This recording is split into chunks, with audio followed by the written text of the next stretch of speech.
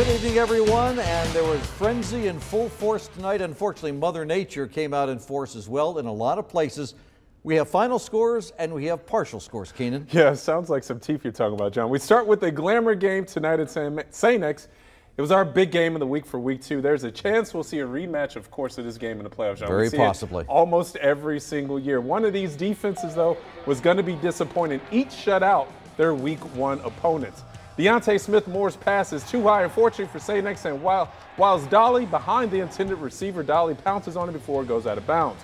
Big play, bequeath, big play. Wyatt Hudepole evades the rush and connects with Liam Clifford for the 42-yard score. Lots of yards for St. X, but they only count points in football. Hudepole going through some growing pains in just his second start. Stripped of the ball, Ivan Pace Jr. recovers there. The Bombers once again, though, leave points on the field. Hudepole passes tipped, and one of the Bolden boys, this time Luke, comes down with the interception. Our game of the week will live another day. St. X with the 6-0 lead as this game will conclude 9:30 Saturday after the weather delay. WCPO High School insider Mike Dyer has more from St. X Field.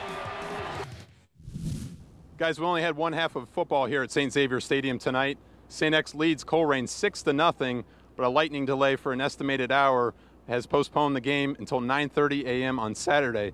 Some impressions of that first half. Wyatt Hudepole, the junior quarterback from St. X, did a really nice job for the Bombers. He threw for 121 yards and a touchdown, a 42-yard pass connection to Liam Clifford. That came after Colerain had fumbled on its second drive. It really kind of set up the score for them.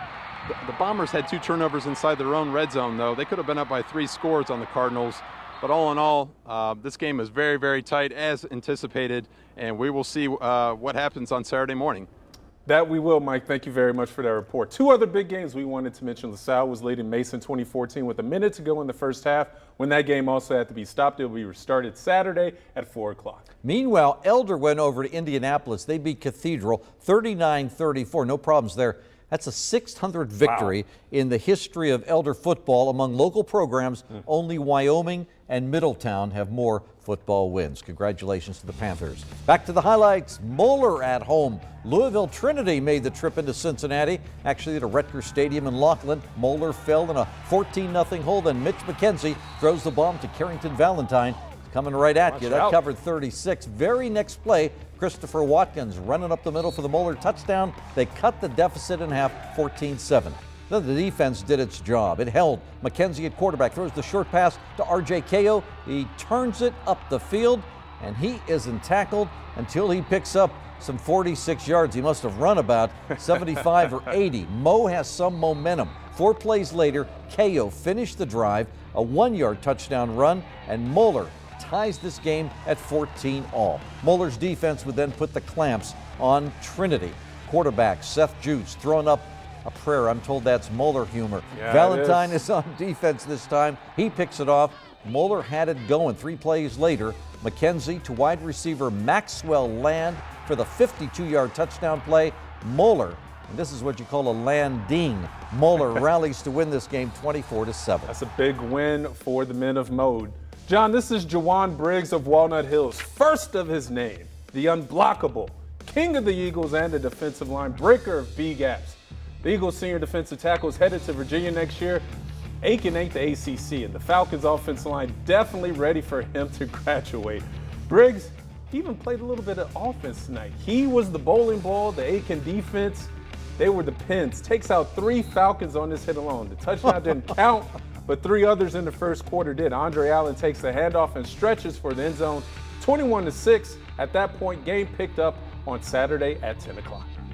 East side, west side for our next stop. West Claremont making the trek over to Witten Woods thanks to Waycross Cable for the highlights. Second quarter, the Warriors already leading, looking for more. Mayan Williams covers 37 yards on the ground. Williams looks like a load and a workhorse. Later, he finishes the drive with a 14-yard scamper, almost wiping out the referee. He spins into the end zone, 14-7 Warriors. But West Claremont turned it around. Witten Woods threatening again, but sophomore defensive back Gage Bullock read it perfectly, picked it off, not only a pick, but a pick 6, covering 90 yards. West Claremont's only down by a touchdown. Isaiah Andrews threw that pick, but he bounced back nicely. He makes this throw to Demir Blankumsi for a great 40-yard tippy-toe touchdown. Winton went up 28-14 when the game was called. They'll restart tomorrow morning at 10 o'clock. Yeah, John, that Warriors offense, that's really going to be the difference between a good season and a bad season for them. When we come back, we head south and we head east. Both Turpin and Anderson had games at home tonight. And always tough, Scout County rode into Fort Thomas to play always tough Highlands. Something's got to give. The Frenzy right back after this.